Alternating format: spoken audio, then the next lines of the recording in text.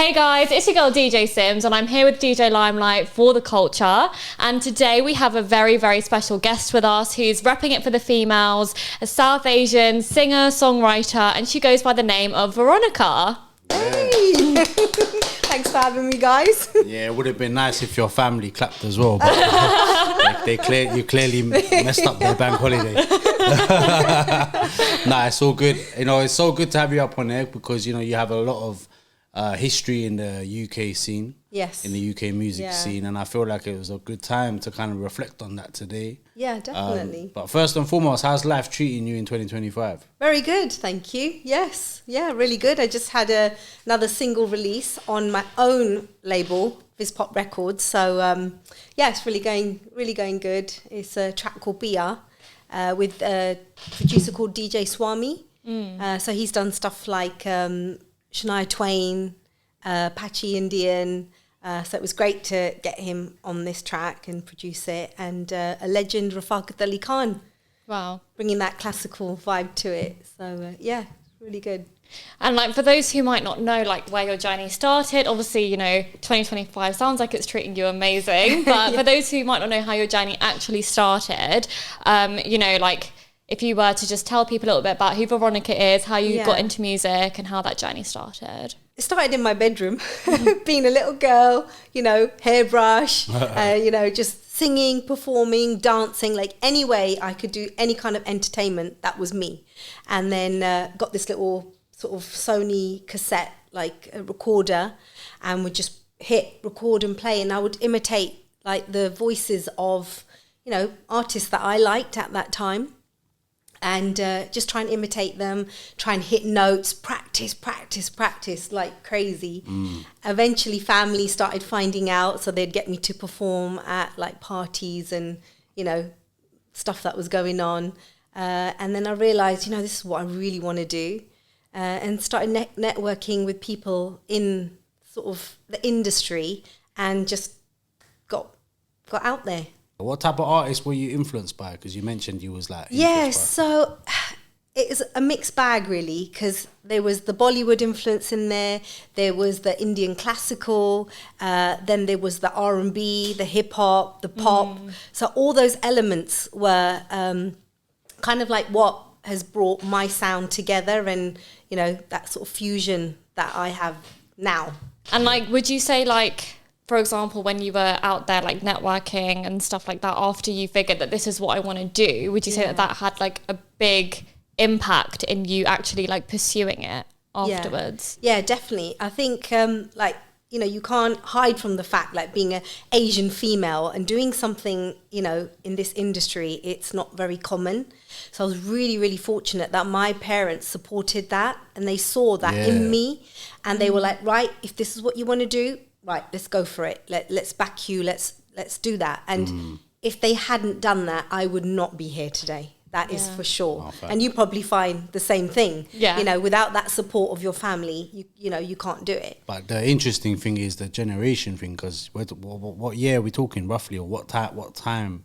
This was probably like early 90s. That's crazy. Yeah. That's a long time ago. Yeah. It was unheard of. I was like, you know, blessed. A handful of like very few females. But there was a lot of, not hate, but I'd say there was a lot of that whole stigma about, oh, women can't be in this industry. So my, you know, like when I would rock up at shows, people would say, what's she doing here? What's a female doing here?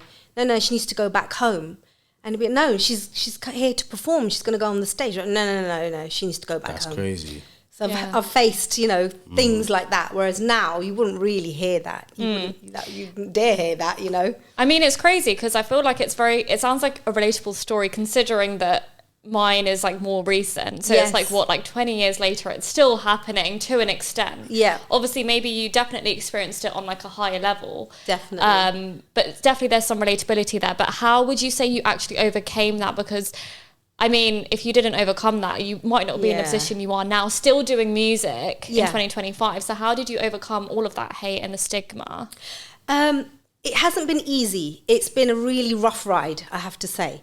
But I think, you know, when you're true to what you love and you know you're born to do something, you can't stop. So you just got to keep going. And no matter how many walls are up against you, you just got to keep breaking them down and just keep going. And it's taken, you know, I mean, I've been in the industry now for over 30 years. So that says a lot, that I'm still trying to break those stigmas and walls, but it has got easier, you know, in a lot, you know, in many ways. Yeah, no, for sure. What area did you grow up in?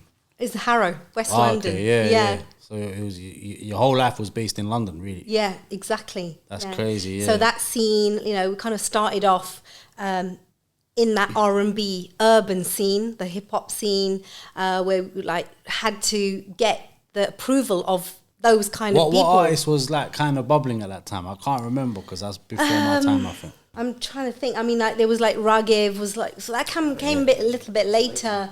I'm trying to think now. Who was out at that time? It was more kind of the underground scene. There wasn't many Asians in the R&B sector at all. But just in general, like Asian, non-Asian, was there any artist that was in the UK that was really flying the flag, or was it like very difficult? Not really. There weren't many. Because I remember there was a lot scene of was massive. The Bhangra scene was Bhangra massive. scene, yeah. So that was But on really the urban happening. side, I remember there was a lot of rappers rapping with American accents. They were very like American influenced. There wasn't really a UK scene. No, not at all. Sorry, my head's gone completely blank because it was like, you know, a long time ago. Yeah. But you know, I started off in those sort of scenes where I had to have to go to the Black and Afro-Caribbean sort of DJ nights and club nights and parties and stuff, and I'd have to go and perform there, and they'd be looking at me thinking, what is this Asian female doing here? What is she going to do, kind of thing? And it was really, really scary.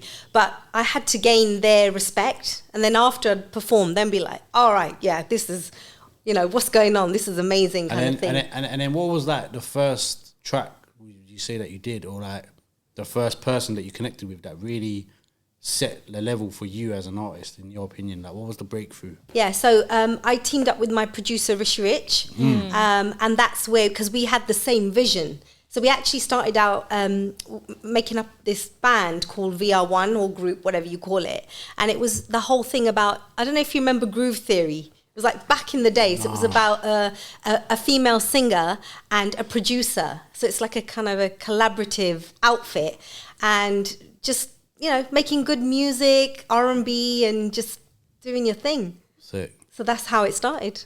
And would you say, like, after that collaboration with Rishi Rich, would you say that you found that your career after that was kind of just like flying through? Like, was that your like kind of moment? Yeah. So, you know, people started picking up that, you know, kind of first Asian female. So then I got signed to this label, and you know, went out to Vegas and shot a video, and it was my track called Girls Gotta Have Fun at the time. And it was just amazing because it was like, wow, this is, you know, exactly what I wanted, you know, just being recognized and finally people seeing that an Asian female can do R&B. So that was that kind of... That's amazing, yeah. ...platform for me. Let's talk about labels though, because back then, I mean, we hear some horror stories nowadays about people signing deals back in the day and not really understanding the business. You know, nowadays you can do stuff online independently, or if you are going to a label, you can spend hours on the internet researching and knowing what a label really gives and what they really do and what it entails. But like for you at that time, I mean, what was the deal structure like? Did you feel like it hindered you? Was there any struggles with signing a deal at the time? It was hard. And, you know, at the time, we didn't really know much about the business because you could just focus on being an artist and that was it. You didn't have to worry about anything else. You could leave all the kind of business side to the lawyers and stuff.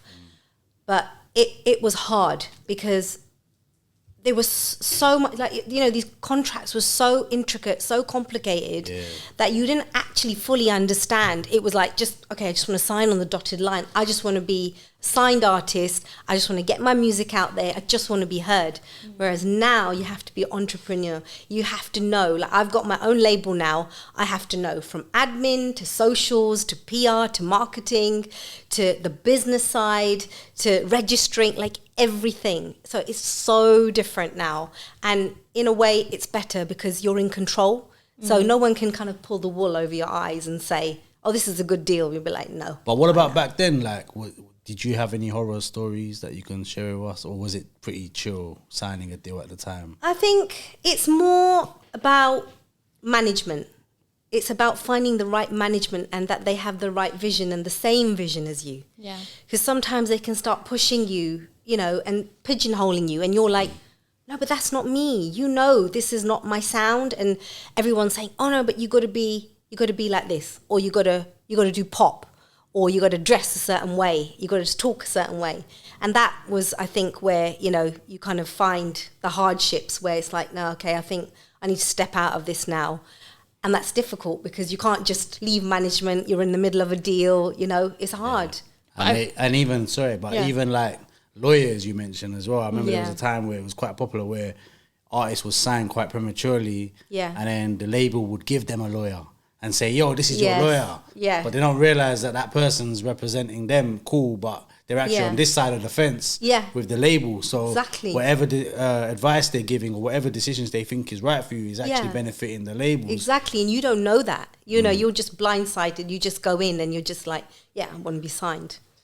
So, yeah. But I do feel like a lot of people would find it hard to step away from that and just kind of do as they're told, just to stay in the whole label sort of like being signed. Yes. So I think clearly, I mean, it sounds like the route you took and the journey you went on with it, you were quite authentic to yourself. No, you never changed yourself. Yeah, that's for sure. Because I think when you start in this industry, it's so easy to get diluted because the pop industry is so massive, and these record companies, they just want to push you in that direction because at the end of the day, let's be honest, they just want to make money, and you are just a product for them. Many people, you just get shelved and then you get left and you hear that. And that's the last thing, that I'd want, that you're just stuck there and you can't actually make music. You're just on the shelf. Well, you can make the music, but you can't release it. No, exactly. That's just waste of time. Yeah. Very frustrating. And we've seen a lot of stories like that as well. We've come across a lot of artists like that over the years. But let me ask you like a bit of a deeper question. But you see a lot of Asian artists at that time were popping, like Jay Sean, Rich Project, obviously, Ragav. You had that moment. Yeah. And then you had obviously Punjabi MC, and then you had that kind of RDB moment and all of that. Why do you think it all fizzled out for a long time? Because I feel like when I started getting into music as a DJ, I came into the game later. Yeah. Obviously, and I was looking at it, and a lot of people was very nostalgic. Yeah. And I feel like our people are very, very nostalgic. We're not ashamed to bump the same tune from 20 years ago and enjoy that, which is great. But why do you think it fizzled out? Why do you think it became just this nostalgic moment rather than 10 Jay Sean's came through the door afterwards and the scene grew and became bigger? Because ideally that's what you'd want, right? When you look at US rap, an artist would have blown. You had the whole Tupac Biggie moment. Obviously rappers before that, but I feel like when they really opened the door, that birthed the Jay-Z's, the Nas's, and everything just kept growing. Yeah. Why do you think that never happened for us? I think it's really hard because the industry is so tough, and it's almost like, a closed door industry. If something clicks, it clicks, and then it's like you ride the wave. But you've got to pump into it. You've got to keep fueling it. And a lot is to do with the record companies and the management that are behind. So the label that we were signed to at the time, 2.9, we were on the road, Jay, Juggy, Rishi and myself, as the project. And we did some incredible things, amazing opportunities that were out there. But maybe they didn't see that vision. Afterwards we heard that, we had sponsorships, and they were like, no, that's not cool enough. You can't do that, because they didn't actually understand our Asian industry. They didn't understand how massive India and that side of the world actually was. Yeah. So they weren't able to flow with that whole journey, and nobody was prepared to put time and effort into other artists, because unfortunately, everybody is me, myself, and I. It sounds awful, but that is how people are. And they don't want to nurture and, put more talent out there. I mean, I've spent a lot of time like nurturing other artists. I spent a lot of time, you know, on H Thummy, Mumsy Stranger, Tasha Tar, like, you know, all these other artists to help new generations hear new music and they come through. Why didn't they take it to that level? I don't understand. I think it's that whole thing about the support and, you know, and it's just people supporting music. It's the same thing as like people not supporting women in music. It's that whole thing. It's always like, oh, it's up to someone else to do.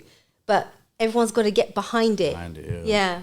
But I do feel like you're right with the me, myself, I think. Like, I think if everybody, I mean, it sounds amazing to say, if everyone just got behind everyone and supported everyone, it'd be better for the industry. Yeah. Do you feel like that's changing, or do you think it's not changing? I think it's getting harder in one way because now there's so many doors and avenues that you can go through, and people are being entrepreneurs where they can, you know, do stuff themselves. But it's getting harder because there's more out there. So you got to try and sift through like good stuff, you know, you got to sift through good music. But that's another thing. Sorry to interrupt you, but like you kind of got to be realistic with it as well, because like when you look at it, like the trends and like when you look at the UK rap scene, how it grew, especially like 2008, 9 times, the Asians were so detached from the reality of what people are actually liking. Yes. Not just musically, but culturally, like the fashion. Yeah. The where people are going to party and stuff, that you become detached from even being able to become commercial. And then your image has to, like, some of these guys look like, I'm with all due respect, some of them look like they just woke up. I keep it so 100 with you, like, and they don't know when to let go. Yeah. Yeah, I mean? It's moving forward with the generations, you know, reinventing yourself, being fresh and connecting, you know, like the caliber of artists that come out from America, you know we got to be competing with that, and you got to up your game. Would you say, like, looking back at your journey, like, you have any sort of like regrets, like that you thought maybe I could have done this looking back? I mean, everything always happens for a reason, but absolutely. Would you say you have any regrets? One of my biggest regrets is not checking things like my royalties and just trusting that my name would go on the record, you know, singer, songwriter, composer, and that's something that didn't happen. So when my checks have come back in, it's not reflected selling millions of records, and I've not seen that.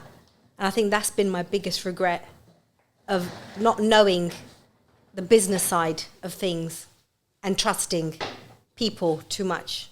For example, one of my Bollywood tracks, you know, sold probably 20 million or more copies, and not having the correct crediting.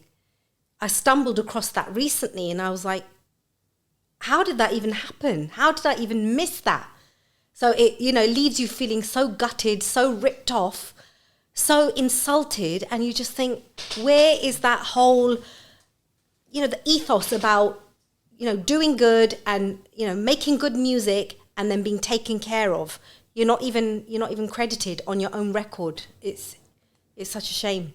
You know, I manage Sims, and I've been very transparent with her from day one that, look, this is how the business works.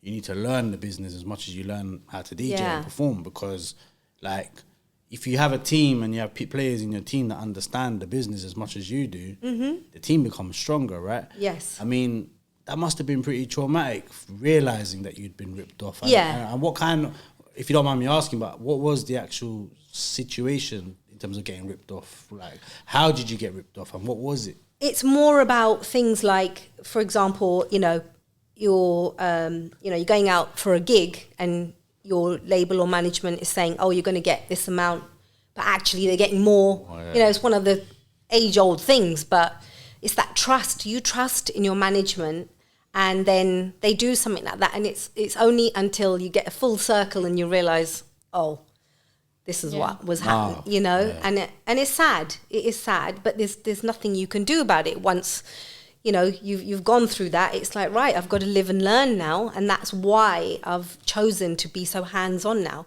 It's hard. Like, you know, you feel like a crazy person sometimes because you're trying to do everything.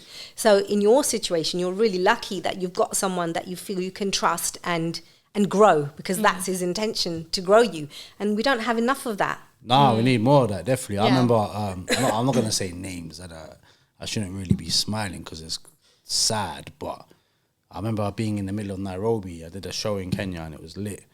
And there was a couple of UK artists there, and I was chatting to one artist, and they were like, did you get paid and that? And I said, well, I wouldn't be in the middle of the safari right now without getting paid, because, you know, like, it's work, innit? Didn't you get paid and that? And this person was part of a group, and they were like, well, nah, they said it's like work experience. Like, that's crazy for me to hear that, because their tunes are playing in the clubs at that point, in the Desi events. And they're being told that, yo, you going out there to perform is like experience, work experience. Yeah. This is you hear that a lot, like it's an opportunity. Yeah, exactly. Yeah. You know, you've got to do your groundwork, whatever. But, you know, this is when we were, you know, at the top of our game, and it was still happening to us. So, that's what I'm saying, yeah. Yeah, it's quite sad. If you see someone say that to Sims now, she will literally laugh. Because you're clued on, that's why. The thing is, I think at the beginning, when I look back to the very beginning, I think I think even before Limelight had picked me up or anything, it was COVID at the time when I started. So everyone was, because I kind of built up a buzz online, I think I had loads of like an influx of like messages being like, as soon as COVID's over, like we're going to get you to perform for the student nights and all of this, that. And then they'd be like, oh, so like it's in Nottingham, in Manchester, and like, you know, we can just about like cover your travel, or hardly even that. And I'd be like, yes, I want to do that. me and Sims's dad had to sit her down and explain to her that, look, this doesn't work like that. Although, in your defense, honestly, you know, at that age, because you want to be doing it, so you're kind of in that state of like, you're a bit naive, you want to just go out and perform and do your thing. Totally. But I think it's really important that, you know, to realize these things and to walk away when it's right to do so. But you are, that's the thing, you're told at that time. It's a great opportunity. You got to go out there. I remember one of these gigs that we went back in the day, like one of my first gigs. I don't even know where it was, like in the middle of nowhere. And, you know, I'm thinking, right, I'm going to get changed and all this. And it was actually like a horse shed. It was, oh my God. Like, oh no, like, how do I do this? Somehow I got changed. And when I came back out, the stage was actually cardboard boxes. Mad. Oh my God. And I didn't even get paid for it. Oh my God. So, you know, these are the things that you have to do. Because you're young, you're naive, you think, all right, this, you know, what are you going to do? But fast forward to 2025, what's family support like? Because I see you with your family today. Yeah, honestly, it's amazing. You know, I have so much support from my husband, Bobby. So I wouldn't probably still be doing what I do if it wasn't for him. Because he's like, no, you were born to do this. This is what you were supposed to do. You know, you got to keep going. Don't stop. And you got to be that great role model for our kids. So, you know, they love it. Like, they go to school and, you know, they like, people know who their parent is, and they're like, you know, they get embarrassed and stuff, but yet they feel really chuffed, and it's just amazing. So lucky to have that family support. And I saw a couple of years ago, I think I saw it on your Instagram profile, that you were diagnosed with breast cancer. Yeah. You know, that's a big thing to go through. Yeah. How did you, like, how did that, like, I mean, that must have been a lot for you at the time. So, like, how did you kind of, like, find out and overcome that as well? So I was actually pregnant with our third child at the time. And, you know, when you're pregnant, you're enjoying your pregnancy, you're not thinking anything, you're just happy, looking forward to, you know, completing your family. And then I discovered a lump on my breast, but I didn't think nothing of it. Kept going back to the doctors, getting it checked, and they just kept saying, oh, don't worry, it's nothing, you're too young, you know, to have any kind of cancer. I was all right, fine. Unfortunately, I didn't get diagnosed till right to the end. And like, our whole world was just turned upside down, just totally devastated, because we're preparing for the birth of our son and we've been told you got cancer. It was just completely, you know, not what you expect. But I had to just go into fight mode, because I kind of went mama bear mode. I just went, right, well, I need to be here for my kids. That's the most important thing. And I'm not going to stop fighting. And so I just went into that fight mode. And I think I just learned to, as hard as it was, just learned to bend and go with whatever was happening, because I would have probably broken. And at the end of it, I think I nearly snapped. But, it's one of the things where it really teaches you life lessons about what is most important. And for me, that was my family. So that's what kept me going. And God's grace, I'm here. Yeah, and you give off a very strong vibe, very strong energy. And I think life experiences, give you that opportunity Absolutely, to do they that. do. Right? Yeah. What would you advise people who might be going through something similar, or like have been through it and might not know how to cope? Have you got any advice for people that might be going through that? I think you have to do what's right for you. Like, some people feel that they need to connect with others and talk and, be in that environment and get that support. I didn't have a lot of support in that sense. And I think because of my public profile, I kind of like went into a cave, and I just literally had my close ones around me. And just it is hard. It's really hard. But like you try and do research, but Google is your worst enemy, because it doesn't give you the right information. Yeah. But my consultant at the time said this to me, and I think this was the best advice I had, so I would give it back, that even though you have such a long journey ahead of you and you don't know what your prognosis is going to be, but just take one day at a time. Just get through one day, and before you know it, hopefully you'll be on the other end. Yeah, I mean, I think like that's great advice. I think it's great you're spreading like awareness about it as well. Absolutely, yeah. Even just like, being kind of told from the doctors that you were too young to have it and all of that. It's awareness for people that might be a bit younger, that might think, oh, something's not right with me. Maybe I should go get checked out because of your story. Yes, absolutely. But overcoming that though, like, you've come a long way and you're back into like action and music and everything like that. How was that process? Because that must have been like, you have to be very strong to get back into, work and career. Yeah, absolutely. I think the main thing is because I love what I do.